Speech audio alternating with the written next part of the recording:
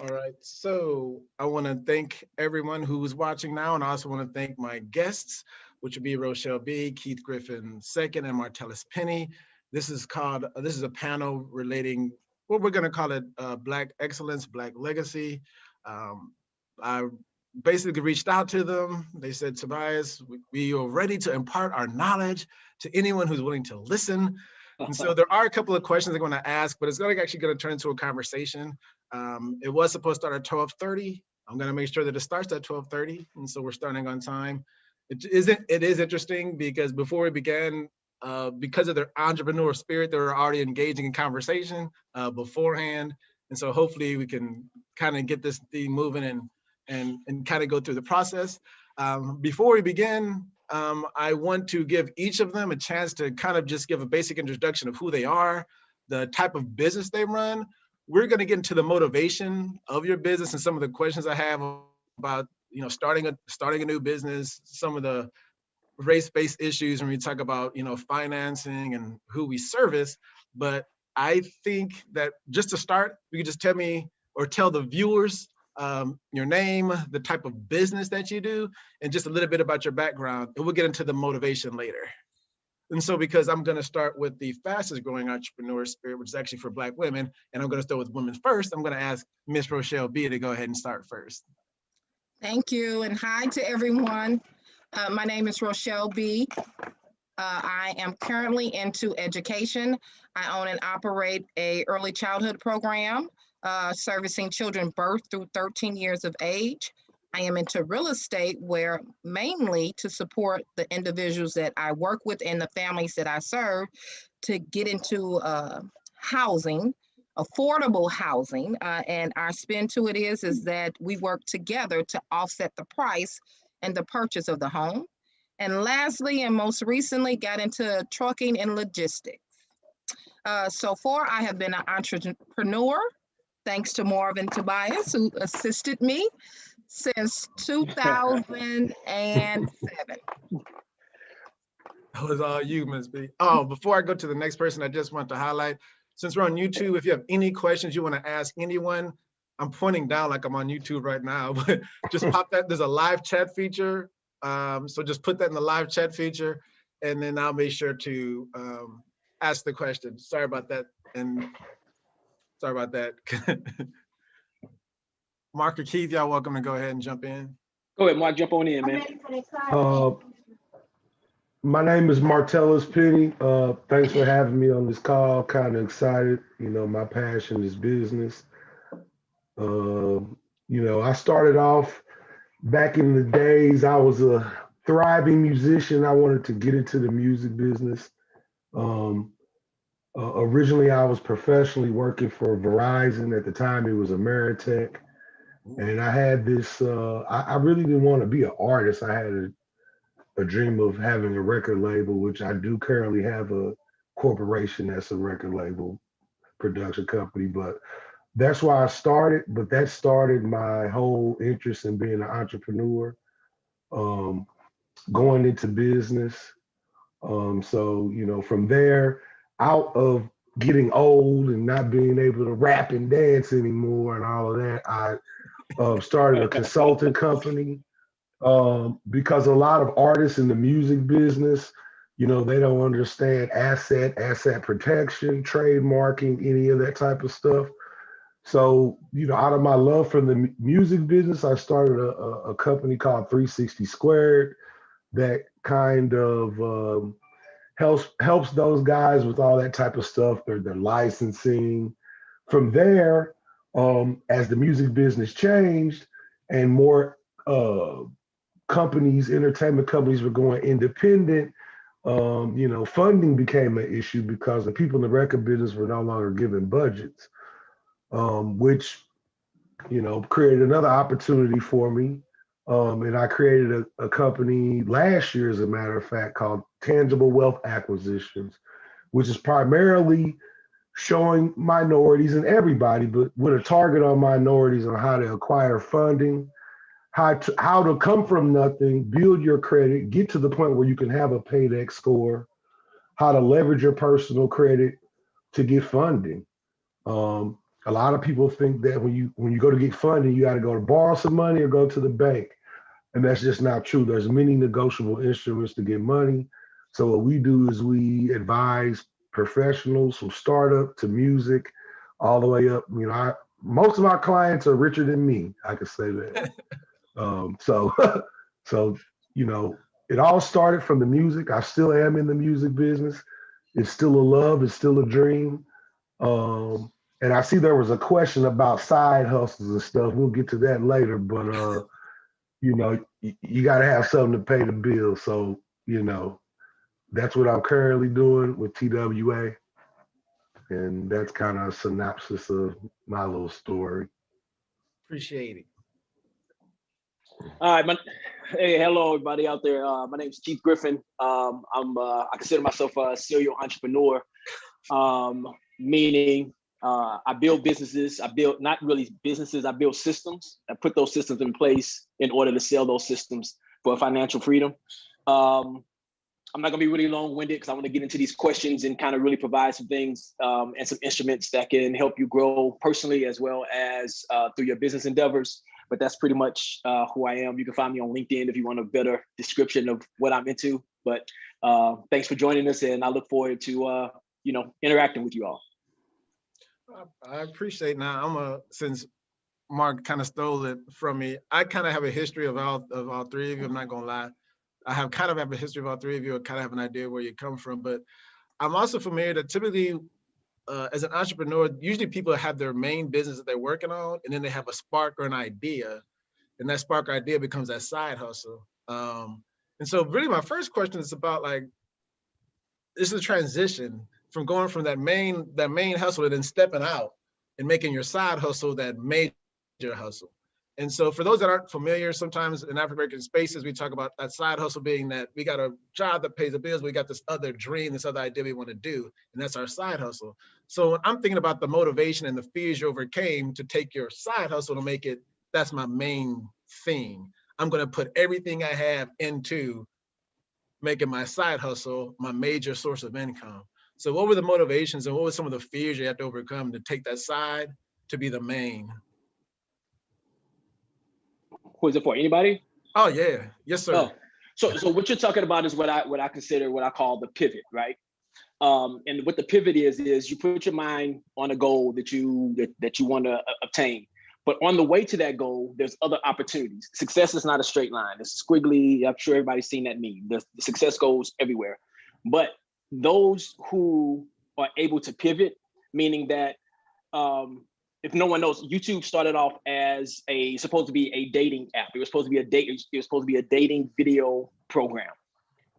When YouTube started, they weren't getting traction on that. What they realized was that, people want to put their own video. They want their own TV. So what YouTube was able to do was pivot.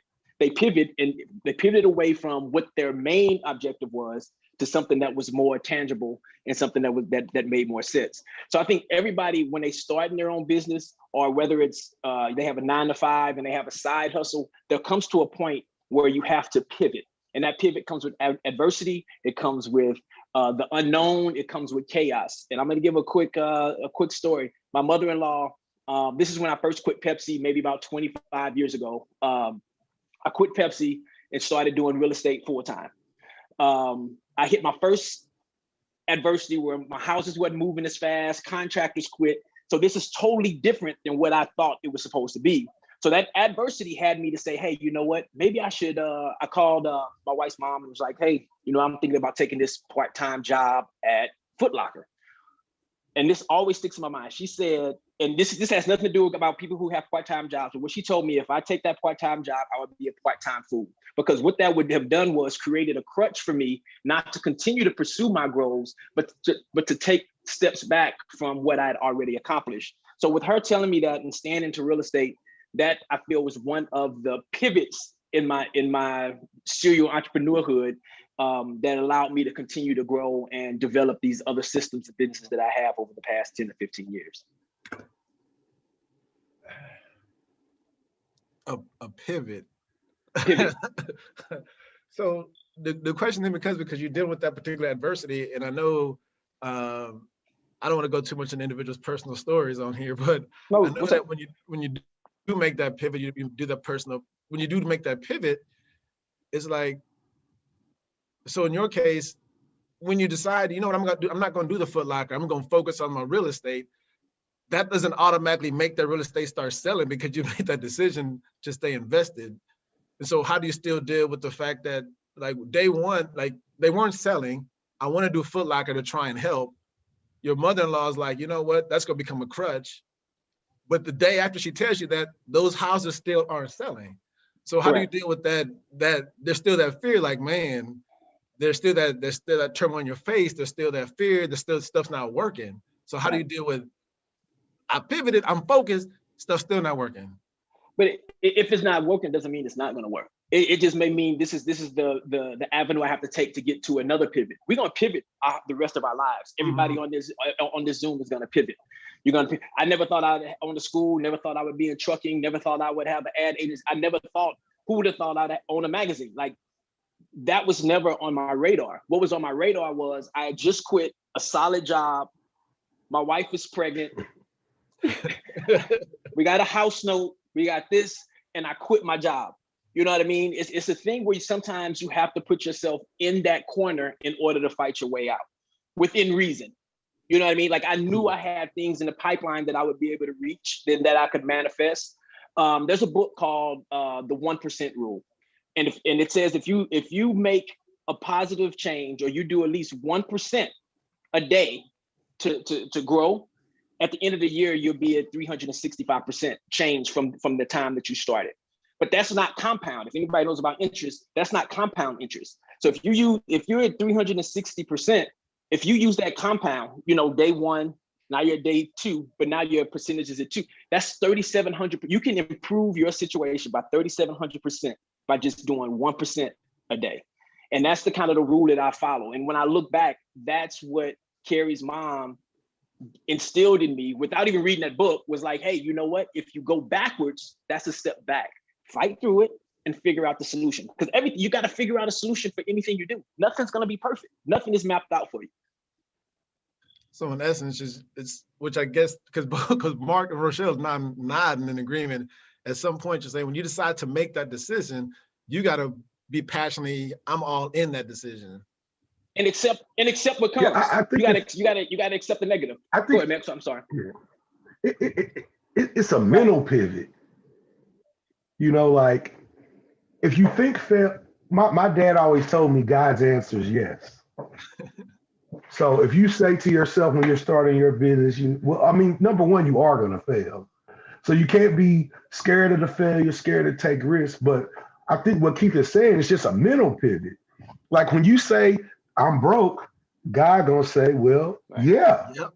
But if you have a mental approach that I'm gonna make this succeed, you're gonna go through the pitfall, but your focus is on the end game.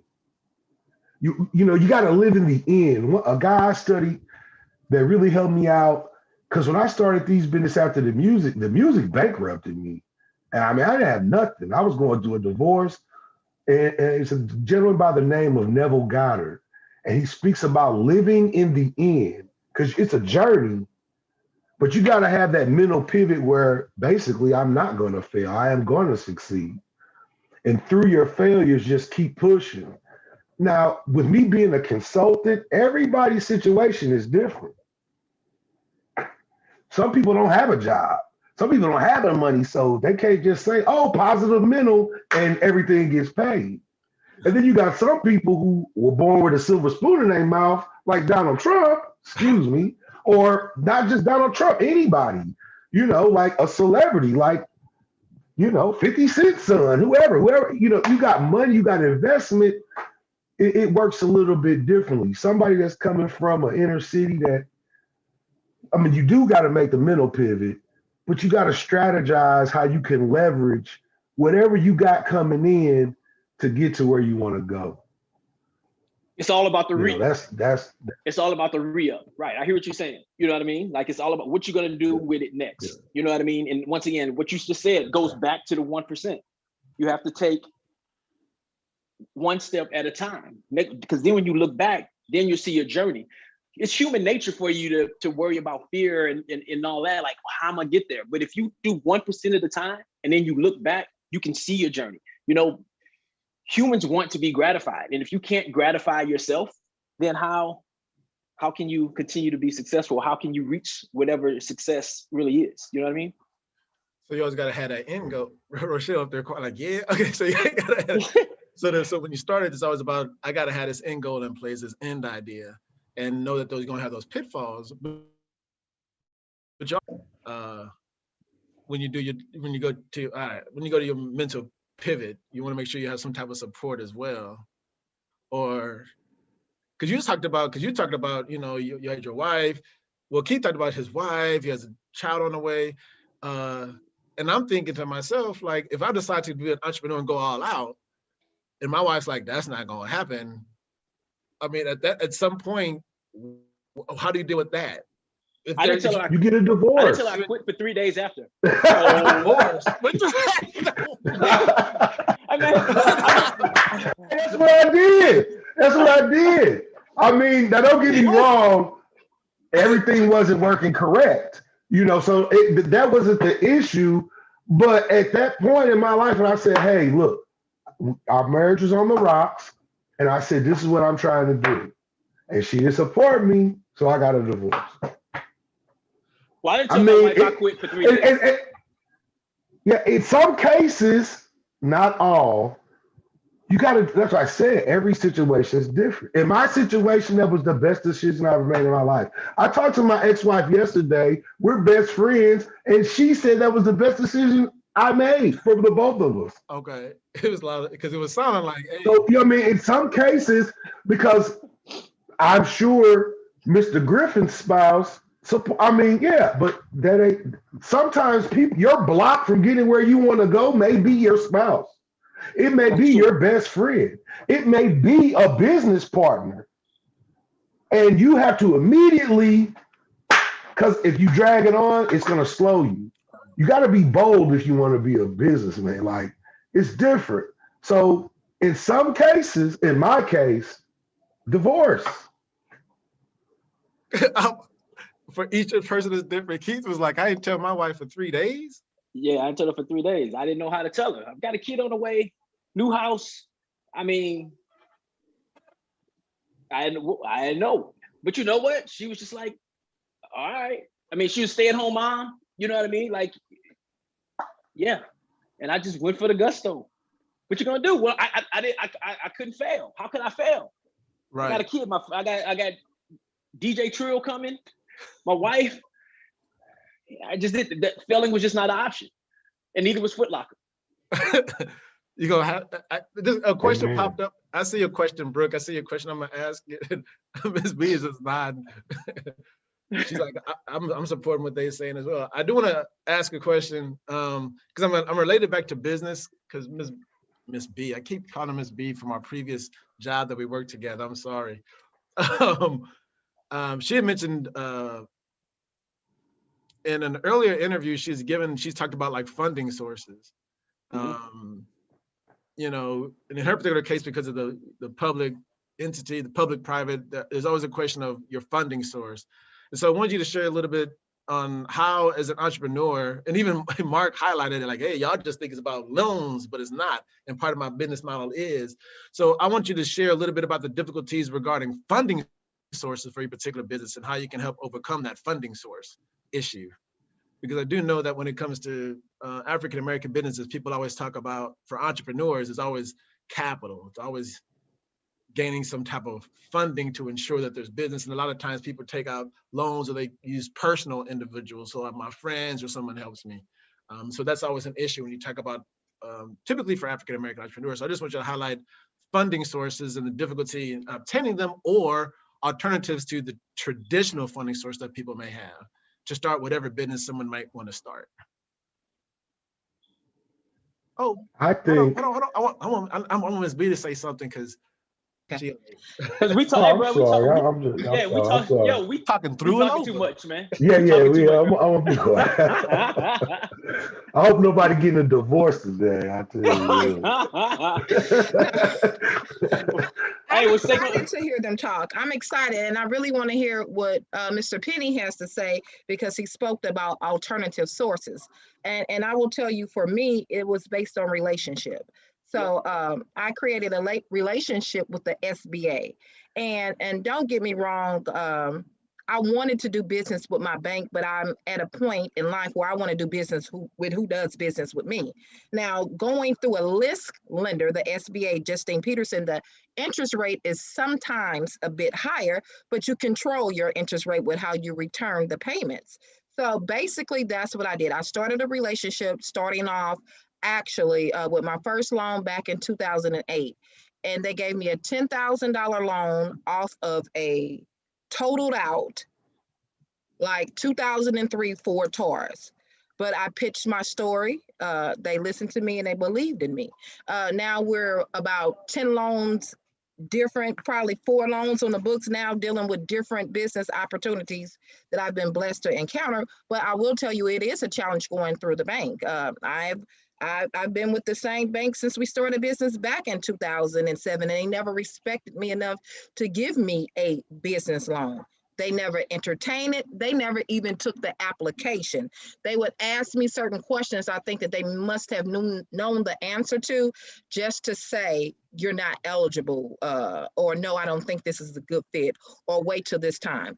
And me expressing that to the SBA, and I think that's in reference to the article that you wrote, that you read, Marvin, and a few other individuals were being targeted, and they were not being provided loans no matter the amount of revenue or anything. And I was well over $1 million a year in revenue years ago, and still was not being entertained for loans, other than through small sectors of the Jamie SBA Speckmeyer. that have limitations and caps. So like Keith talked about a school. I've been wanting to build a new school, but that's going to take like a $2.5 million loan, but no one would entertain that process. So I've done from, and Mr. Penny, you're probably going to be mad as hell at me when I say this, I've even done hard money loans. No, nothing's wrong with that. Oh, sorry. One time I had a hard money loan that required me to pay back $400 a day for about 6 months. No, Oh, that's a deal. I got you. No, if people Yeah, aren't so- familiar with it, what's a hard money loan? It's like when these companies entertain you. So basically what they do, and I don't know if I should discuss how I start to make myself look more income worthy, but when I got money into my bank account, I would let it sit into the last day. So it made my daily average look more greater than it really was. So basically I held off bills until I paid them, the better choice of words to say, because I wanted to grow the business, but the banks wouldn't give me a loan. So I was taught ways to apply for certain funders that charged a ridiculous interest rate. At one point, I took out a $25,000 loan that I paid back $70,000 back in 6 months. But I wanted to end, and I seen no end out. So I went into these, and at times people kept stating that it makes no sense. But the end result was I am growing at this point. At this point today in business and education, I was growing, but I had no seats available and nobody willing to give me funding. So I took out these ridiculously interest rated loans to meet my supply and demand with the hopes that I can pay it back later. I did, and thank you, Jesus, that I seen myself out of those loans. That's why I'm really excited to hear what Mr. Penny has to talk about as it relates to potential alternatives to funding, so that I can continue to grow the business that I'm in and not make the same mistakes that I've made in the past, because opportunities were not there for me. And I'm learning now about being equitable, and I never knew that they just were not there because I'm an African American and a female. And so for you, the biggest, well, one of the hindrances that you felt, which is why it's kind of surprising that they wouldn't even offer, well, I guess it's not surprising that an individual wouldn't offer a business loan to an African American woman, especially when I think about the location of where your daycare actually is. They might have seen and that's going off into more of the structural issues when we talk about racism.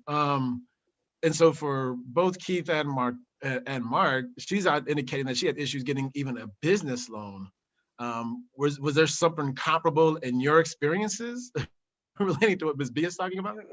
Yeah, well, so when I started, first I want to say I'm gonna get into some stuff. I'm not an accountant. Ask your accountant if whoever's listening when I tell you this. So raising money, what I initially learned on raising money is it's all about how you structure your business from the beginning. Most people want to just jump in and grab an LLC, throw out some business cards and the flyers, and that's a business. No, I create S corps. So if I need to raise money, I can sell equity in that business in order to build the capital that I need. When it comes to real estate, I do hard money loans. I don't do them, but I do receive them. They're 12% interest, 4 points, but it gets me to my end game.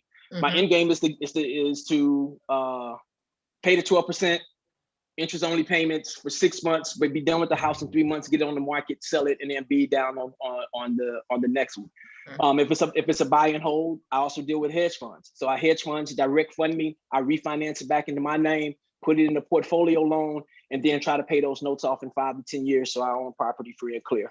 Going back to Justine Peterson, I believe everybody should have a relationship with Justine Peterson. I work with a guy named Rod Boyle up there, great guy. They're definitely a lot more liberal and forgiving when it comes to being bankable to get loans.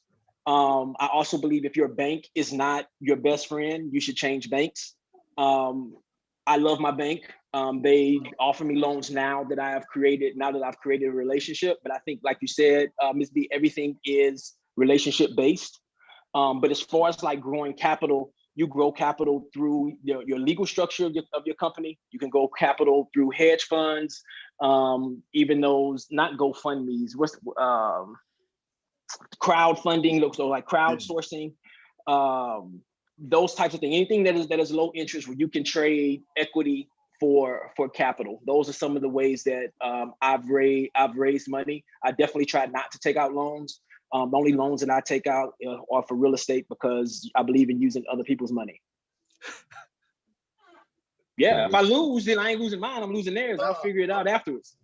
I'm not gonna go with that one. We've gone about 30 minutes in, and I can't avoid I'm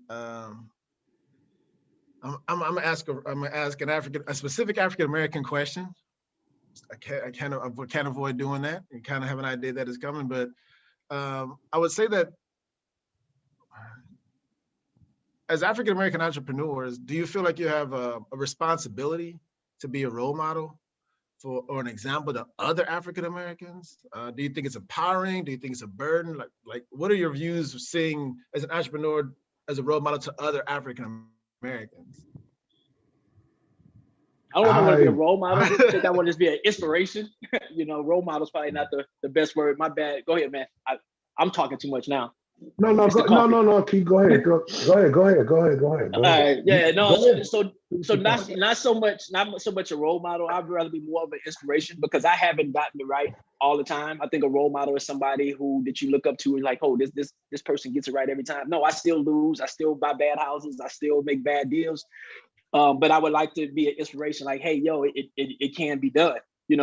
Marvin, you and I, we grew up together. I'm from Berkeley. We had to figure it out. This is not, I was supposed to just, continue to go to school and, just follow that path. I didn't follow that path. I'm a college dropout. You know what I mean? That was my path. I wanted to be an entrepreneur from day one, and school wasn't giving me what I needed. So I moved to Phoenix, and I just would like to put my story out there so people can see that, like, yo, you can do it. It ain't all glitz and glamour like Instagram. Life isn't Instagram. That's a soap opera. That's not real. But just being an inspiration, not so much a role model. All right, I stop. I regress. I think it starts, for me, it starts with family. The obligation is to my kids. I think a mother or a father's job is to provide their kids with an inheritance. So it starts there. And when you apply it to the Black community, I think that yes, it is a responsibility, but it's first to the family unit, because as we take that responsibility as Black entrepreneurs, women or men, what that does is it teaches our kids. So inevitably, over time, it affects the whole community. So it's very important because we've been in America for a long time, but Black ownership is, I mean, most Black people work, and you know how the corporate system is set up. We know the United States of America is actually a corporation, and so we know how the game works. So like, I love it. I do it for a living, man. There's nothing that makes me happy to put anybody in business. But to put somebody, an African American in business, man, it's like a sense of pride for me. I think it's a obligation or responsibility, but I think my first responsibility is to my family first, and that's where it goes. Because when we build better Black families, we're gonna have better Black businesses, and that's gonna carry throughout generation to generation. The generational, well, I didn't hear from Ms. B. I'm gonna take a little bit from what both Keith and Mr. Penny had to say. So definitely woman-owned business. I want to share everything that I have and I've learned with other businesses that are in my same industry. And the mainly because Marvin, from my experiences, that I was fortunate enough to go up under funders. So starting off under Department of Education and then leading into Urban League Head Start and now working for the charter school, I've always had those systems that Keith talked about. So I didn't make a lot of mistakes early on, or some I didn't know that I was making, but I always had systems giving to me that allowed me to be profitable early on. So other programs have seen that, and I choose to share that information with them because I want my community to thrive. This is an industry of education, and early childhood is based on one location. And the one disadvantage is majority of the time, child care centers that are owned by African Americans or in less prominent areas. So I definitely share what I have learned to others at no cost because I want us all to thrive. Next, as I talk about family, definitely, Mr. Penny, we are owned and operated here in every business by family. And that's how I got into real estate, because every year my goal was to bring entry-level individual in. So me and Marvin's background is that we worked at the welfare office together. So Oh, and It's I part was of so the journey. grateful. I was grateful to meet him in passing through, of him looking and waiting and holding out for a full-time position at the college. So I was grateful to run into him. But the goal was to always work with entry-level individuals, help them build their personal resume and financial resume, so that every year we grew as a culture, as a community. And that's what we do. We're working in Walnut Park, which is one of the almost roughest areas in the city of St. Louis, but we invest back into this community by trying to buy any and every property that we can, because we want to build a community and helping each other get financial wealth, one person, one house, one project at a time. We don't have a lot of overhead, but my goal has always been to teach individuals that you're more resourceful than you are financially profitable. So my thing is I may not be able to go out and get a loan, and I'm writing down all the things that Keith and Mr. Penny are saying about the hedge funds and the crown sourcing and all of that, so that I can research this information and get their numbers and call them back about it.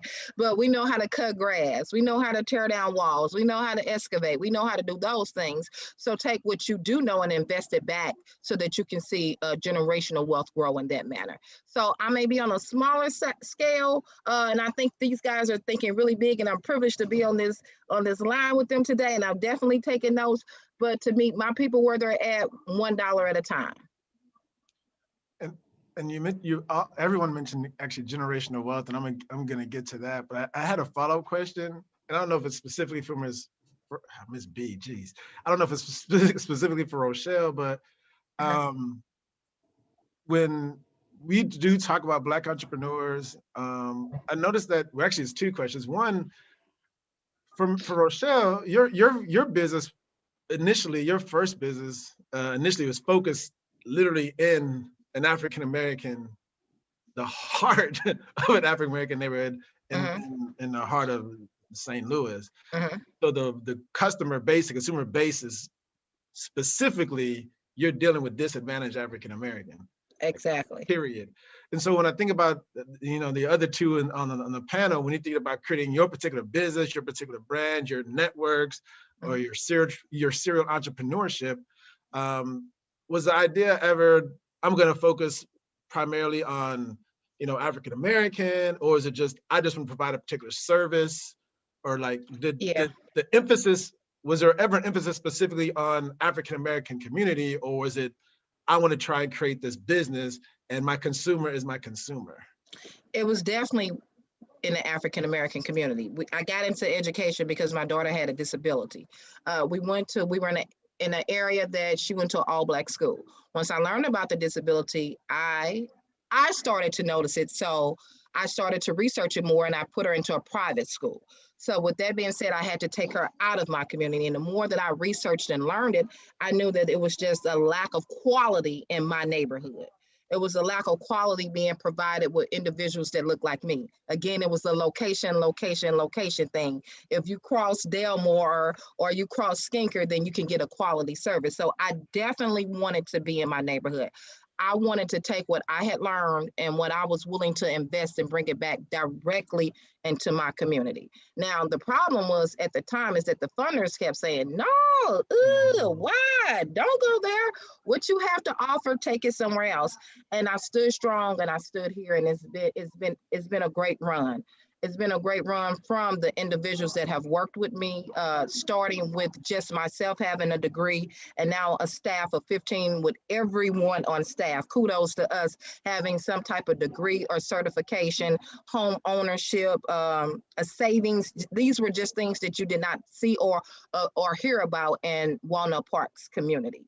And whereas the equity may not necessarily be there in the property that they're purchasing and things like that, the badge to wear that honor to say that I own and plaques on the wall speaks and it invests into their morale and their ability to invest back into generations to come. So I definitely wanted to be in this neighborhood. It has been a challenge, and I don't always see the financial return. That's what makes me do other businesses outside of what I'm doing. But the opportunity for others to eat and be financially okay warms my heart. It looked like Keith was gonna say something. He's like, I know Keith is about the bottom dollar. I know, that's why I did other things. That's why I got into other things. No, it's cool. So I mean, Deluxe Magazine, that was built because there was a magazine in we started this Deluxe 12 years ago now. There was another magazine in St. Louis that was not really featuring us, meaning us as African Americans, and that was the reason that me and my team put the book together. And that's another thing. Like, I'm only as good as my team around me. If I don't have great contractors, if I don't have great writers or photographers, if I don't have great teachers, if I don't have these things, I couldn't do this. I couldn't build a system, because if you're put in a business, it makes it super hard to do all these things individually. So you have to create a system in order to be able to get out and manifest other ideas and opportunities. But not all of my businesses have been based off of, I'm making this business for African Americans. It's just like, hey, I need to be in general market, like the ad agency. I don't know who could, from an African American business ownership perspective, who would be able to handle that type of contract or that type of billing. So that's why we, got off into, building the liquor brands and this and that. I think it all just reverts back to the system. And then once you get the system in place, then you can figure out who your consumer is. I know that sounds a little backwards, because most people are like, well, who's my consumer for this product? But I believe you can build a consumer. You can build a product or service and then manipulate that business or service to fit whatever your primary clientele is. And I definitely agree with you, Keith. I came into this neighborhood with the thought that I would service this neighborhood, and their product that we sell is so great that they're coming from afar to take advantage of it. So I definitely agree with you. I just kind of asked that one because sometimes when you deal with African-American entrepreneurship, obviously people talk about, recycling the Black dollar, the Black consumer dollar. And so I was just curious on the emphasis or focus, because I know, at least in St. Louis, when you do talk about Black entrepreneurship, at least some of the smaller businesses, the clientele tends to be predominantly focused on African-American because there might be something lacking in a particular area. So I was just curious on the impact of that when you decide to start the business or the multiple businesses that you decided to run. I think that's a whole If I different can Zoom add- conversation. Yes, sir. Yeah, it is. But if I could add something real quick, see, like when I start businesses, I'm kind of like Keith too. I mean, I know I'm Black. I'm Black. I want to win, and I want Black people to win. But at the end of the day, I kind of go by that Michael Jordan motto. I mean, like, I got Trump supporters as clients, and we are far as East and West. Now, I'm no Democrat either. I'm independent. My point is that I got clients who still think the election's stolen. You know what I'm saying? So I don't set up a business. I think what Black people is, okay, now that you're making a profit, what are you reinvesting your money in? It's about the reinvest. Okay, I may have a business and I may be selling shoes to cowboys, rednecks, Black people, and Asian people. But when I make this $100,000, what am I reinvesting in it in? Am I reinvested in Mercedes-Benzes or another business for the community? Or if I got my brother over here who's a great brother, who's a great barber, but he doesn't have the income to get his shop. Well, let me go over here and invest my earnings into this brother. That's my whole take on the thing. I think a lot of African Americans, man, they just get their money. It's mine. And then we invest in other things that are outside. The money don't necessarily come back to the community. So it's when my thing, again, I'm a bottom line guy too, man. I want to make money, and I don't care what color they are. That could be green. But when I make my profits, I feel that I have an obligation to reinvest some of that money, almost like paying tithes back into my culture and my community. Which is obviously it's unique when you're dealing with, like, in America, when you're dealing with minorities, obviously that idea is not always the idea that you have in the majority society, where you have to focus your particular re-up or your reinvestment. Yeah. And so that's really why I asked that particular question. I have to hold on. There's a question on here I'm going to ask because I don't want to get too far lost. Someone asked, a lot of people talk about having to be an individual and leaving your people behind in order to have capital success. So is it really worth it? So I guess that relates a little bit to when I talked about the family support, and sometimes, the friends may be the blockade. Mark talked about he had gotten a divorce.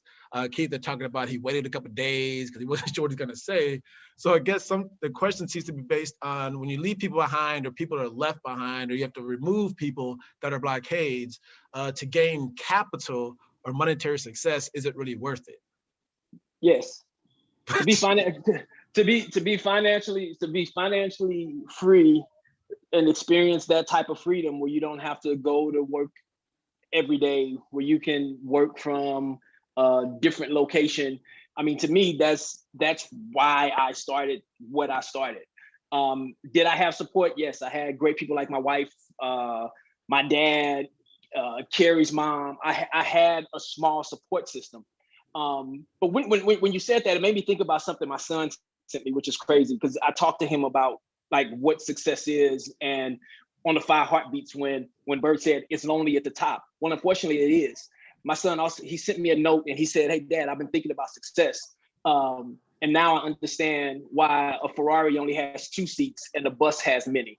And when he sent that to me, I was like, whoa, that's deep, bro, because that's what it is. I've lost friends along the way. I've lost business partners along the way, whether it's my fault or not. Just some things everybody's not coming with you. And unfortunately, that's what it is. But can you reach back? Can I be a philanthropist and can I give back? Yeah, and I try to do that. We try to provide scholarships. You try to do other things, but everybody, the whole hood can't come with you. It just doesn't. It doesn't work like that. Ask MC Hammer. And like they say, everybody can eat, but it's not your responsibility to fix their plate. Okay. And I'll make you a to-go plate too. You don't have to sit at my table. Yeah, oh yeah, Express. DoorDash, I'll bring it to you.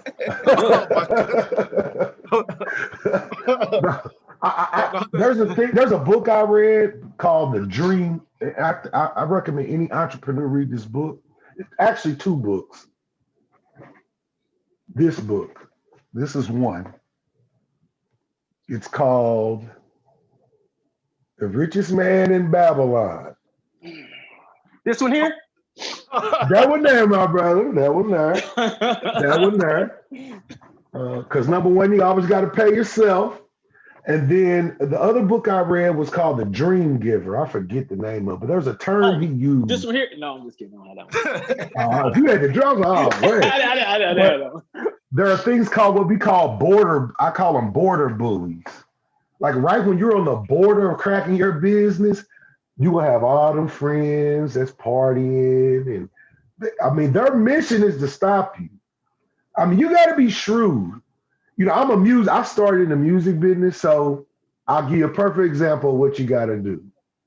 Now, all of us grew up in the hip hop era.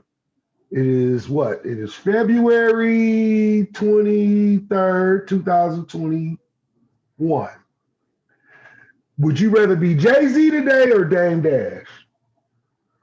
That's because Jay-Z made the decision like, hey, I came in with y'all, but if you can't be afraid to let people go. Everybody's not for you. And that's with everything. That's with business, that's with friendships, that's with relationships, the sooner you cut dead weight, the better. And everyone is not emotionally tied. That has been some conversation that we have been having lately because a new cousin started to work with me. And my analogy is always, if I give you something to do, take it to the hole. LeBron James does not run full speed down the court and stop and pass it. He takes it to the hole. And she always says, and he's emotionally tied. I'm emotionally tied to what I do. And at any given time that I notice that you don't have any emotions in what provides me the next dollar, then it makes no sense for us to take this ride together. Because at some given point, I'm going to invest more into it that you even thought to, and then you're going to be reaping the same benefits. Now, I will say when systems are created, like Keith said, I may invest in one portion of the system and you may invest in another portion of the system, but I at not any given time should be taking on your system. So if you're going to run full speed down court and dunk it, then we all can shine. It can be a dream team, but everybody does not have to go for the ride, and you need to be able to sleep comfortably at night in reference to it.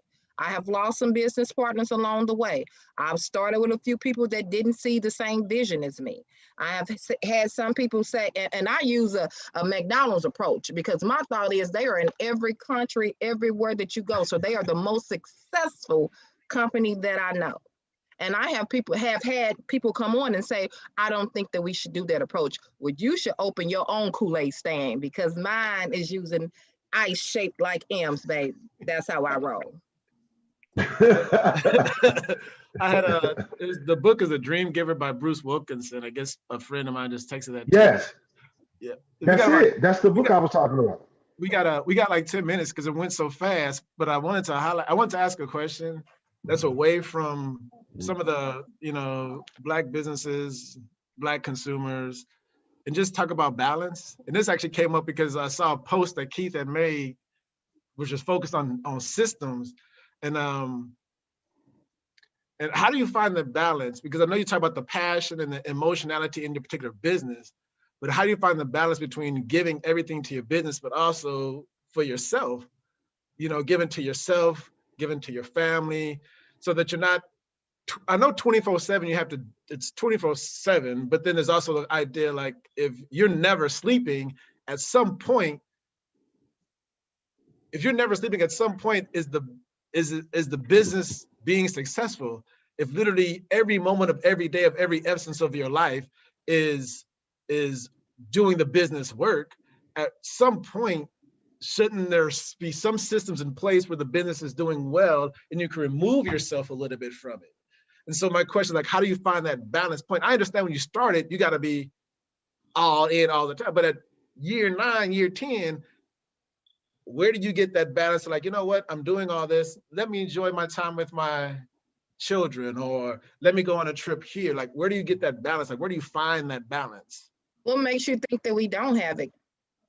That's what I'm asking. That's why you put systems in place. You put systems in place so that you have a system put in place that certain people report to you for certain things, that you can give affirmation that things are running like they should.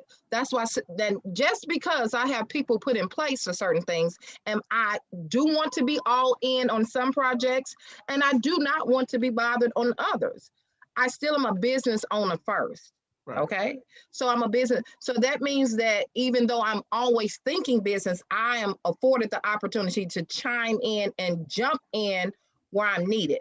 That's why systems are so very important. And I appreciate that Keith is talking about that. I went and spoke with a business coach, Keith, about 5 years ago. And he talked to me about systems. He said, do you have systems put in place? And the only thing that I can think about is when I was 16 years old and I worked at Burger King, and they had these little cue cards. So I'm gonna refer to it back to as a McDonald's, and it had a system for every way that you would cook everything there. And if you all think about it, you, Marvin, you could go to 20 different McDonald's and your Big Mac is gonna always taste the same, because they have a system in place. That's what business owners, successful business owners do. We create systems so that an office is set up in a manner that if we pick up, a person picks up and leaves today or tomorrow, the next person can jump in where the last one left off. And that's what the systems do. Agreed. Was it difficult to turn over, to remove some of your? Yeah, that's what I was gonna say. Okay, go ahead. I'm sorry. Yeah, no, man, no, go ahead. But that's what I was. So like, just a starting out entrepreneur. I can't say my mentality today is how it was 15, 20 years ago. Mm-hmm. Because when I built something, that was my baby. I got to care for it. I got to nourish it. I remember, Marvin, we would leave church, and I would go down to Granny's house, and I would stay at Granny's house from after church all the way to 2, 3 o'clock in the morning. Carrie would come pick me up, like, "Are you gonna?" I did not know how to turn it off. And wow. I think any new business owners that are listening to us right now, the key to the success of growing your business is being able to pull yourself from the business, and that business being able to be sustainable. It's the hardest thing to do. It's the hardest thing to learn, to delegate someone on a business that you created. So now when I create business, I don't even get emotionally tied to it anymore. Because what I'm tied to is the system. I'm dialed into the P&Ls and the balance sheet. Anything after that, there's no need for owner-employee relation. I don't need that, because the people that are in place are the people that are in place, and I expect you to do your job and I'll do mine. I'll make sure your checks are signed, you make sure this business runs, and then we can keep that third degree of separation. But starting out as an entrepreneur, the hardest thing is to let go and being able to delegate, in my opinion. And that's what I was trying to get at, because I know that when people start out, they're all in, and I'm like, at some point, if 10, 15 years down the line, you're still the only one doing the stuff, so you find out that people don't want to give up, like, because it is their baby. Like, at some point, you should establish some type of system where literally you're not the only one literally doing all the work. Right. Like, again, they might be, if somebody's doing one type of business, I can't even think of a business where 10 years, I am literally the only one that I trust myself to do every part of that business. A doctor's office, an attorney, those types of, what you're talking about is the self-employed individual, right? So it's a book about the 4 quadrants. I can't think of who wrote. I can tell you who wrote it. It's called the cash flow quadrant. So each one of these quadrants represent one part of of work, you know, whether it's the employee, whether it's the self-employed person, which is like someone who has to go to the office every day, like a doctor or attorney, that would be a self-employed person. Then you have the B, which is the business systems. What I like to do, I feel I'm in the B quadrant. And that B quadrant allows me to create systems, build other businesses. Those businesses continue to run, and I continue to keep doing pivots and creating systems. The quadrant I'm trying to get to is the I, which is investment, where the money that I make is automatically being invested. So instead of me creating systems, now I can go and I can buy systems, and that makes me an investor. So now I'm getting the return on my dollar, whether it's 25, whether it's 15 to 25%. That's normally what I look at, even in the stock market. Once I invest, I make 25%, I immediately pull out, no emotion. But that's where I want to get to, the investment part, where the money I make is being compounded with interest because of the investment I made. But right now, I'm just a systems builder, if that makes sense. And can I ask, you mentioned 4, what is the last one? I heard about So, first and second. so you have E, which is the employer, somebody who goes to an employer every day. Okay, right? So, okay, and then you okay. have self-employment, you have business, then you have investment. Okay, thank you for that information. No worries. Okay, so So right now, Keith, what we're saying is we don't even want to be a doctor or an attorney, correct? That's what we're saying. Well, that's not what I'm saying. But it's just the freedom. It's just like financial freedom, right? If you're Yes. a doctor and you have your own practice, then you have to be at that practice. Yes. I'm sure as a doctor and attorney, you can build your office so you don't have to be there every day. But especially for a doctor, if your name is on the wall, you would think you would be there every day. So I'm a pass. I don't want to be a doctor right now.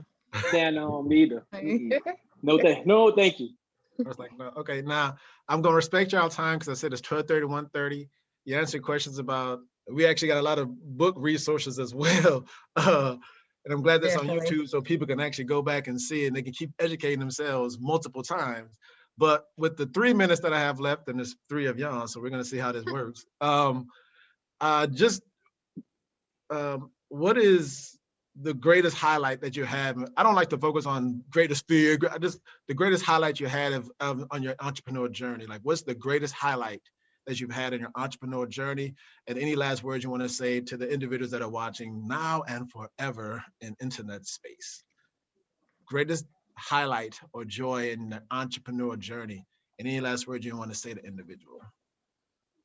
Well, I'll say it. I'm gonna go quick. Mine would be having the freedom to never miss a gymnastics meet, to be at all my son's DJing gigs, being able to hang out with my family whenever I want to and never miss anything. To me, that's the most important thing. Those 2-3 o'clock a.m. nights were all worth it just because of that. And if anybody has any questions, you guys can reach out to me at info@thedeluxegroup.com. I'll answer any questions. That's not my personal email, but they'll forward that to me, and then I'll be sure to get back with you guys. Thank you. Yeah. And if anybody emails me, I'll give you his personal information, but go ahead, Mike. I think for me, the most powerful thing in my entrepreneur, journey was last year. My son, he actually doesn't even live with me. I have joint custody. I see him in the summers, and he knows how to set up a business. And to be 15 years old and to watch me, he can go on and actually set up a business or a corporation, it blew my mind. And I didn't really teach him. He just knows I do it. And you know how kids do. That was it's like, wow. If there's anything I could ever leave him, that was like, man, that was powerful.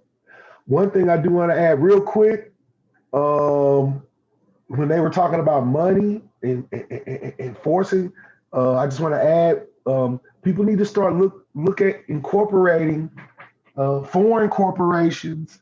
There's a lot of ways to get capital by making deductions. And also business owners need to look at buying debt. Buying debt creates credits, but that's a whole nother conversation. And I thank y'all for having me. Man, we're gonna have to do a quarterly of just investments ideas, I see. But go ahead, Ms. B. Yeah. For me, is making my children and family proud for us having financial freedom and generating generational wealth. And next is supporting living wages to my team of individuals that I work for and helping individuals build personal resumes. So that is what's most important to me. When we interview people that were at minimum wage and you double or triple their salaries and help them, the whole resume of the person, from educational to financial wealth to all of that. You know, I definitely want to be the HNIC, but it's no fun if everybody else can't come to the party. Well, I appreciate the it. abbreviations for sure. But real talk, Keith gave a, does anybody else want to, in the last minute, does anybody else want to give a information on how to reach them or anything real quick that you could tell if you're interested? If not, we can go ahead and be like, show my appreciation to you again. Keith gave his information. I don't know if Mark or Miss B, Mark or Rochelle wants to do the same thing. Mine is, you can go to 1TWA.com. 1TWA, that's the asset Number one? protection. Wait, the number? No, zero, ONE. Gotcha. 1TWA.com, and then igo360squared.com. And for me, I guess I don't need to throw out 20 different company emails, but the one that I am most vested into checking is the one with beginningfutures.org. Also a great Facebook presence as well for Beginning Futures. It is.